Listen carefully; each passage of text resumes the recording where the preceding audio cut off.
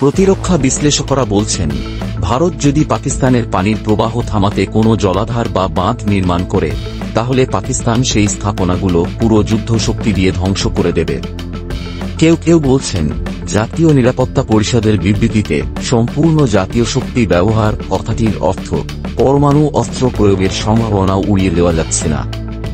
একজন প্রতিরক্ষা বিশ্লেষক বলছেন, যদি ভারত কোনো জলাধার বা বাঁধ তৈরি করে যা পাকিস্তানের পানির অধিকার হরণ করে, তাহলে পাকিস্তান সামরিক শক্তি দিয়ে তা ধ্বংস করবে, এমনকি তা পরমাণু হামলা করে হলেও। আরেকজন বিশ্লেষক আরও স্পষ্ট করে বলেন, যেহেতু পানি আমাদের জাতীয় স্বার্থের অংশ হিসেবে ঘোষণা করা হয়েছে, সেক্ষেত্রে পাকিস্তানের রাজনৈতিক ও সামরিক নেতৃত্ব এক মুহূর্ত দেরি না করেই পদক্ষেপ নেবে এবং সেই স্থানে হামলা করবে যা পাকিস্তানের পানি সরবরাহকে বিপন্ন করে। ভারতের রাজনৈতিক চাল।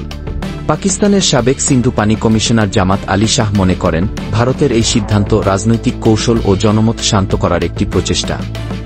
কারণ চুক্তি অনুযায়ী এটি একতরফাভাবে বাতিল বা স্থগিত করা সম্ভব নয়। যে কোনো পরিবর্তনের জন্য দুই দেশের পারস্পরিক সম্মতি প্রয়োজন। তিনি আরও বলেন, এই চুক্তি স্থায়ী এবং কোনো একপক্ষের সিদ্ধান্তে এর অবসান ঘটানো যাবে না। তবে ভারতীয় কর্মকর্তারা বলছেন, তারা স্থগিত শব্দটি ব্যবহার করেছে, বাতিল নয়, যা ভবিষ্যতে বিশ্ব ব্যাংকের সামনে একটি কৌশল হিসেবে ব্যবহৃত হতে পারে।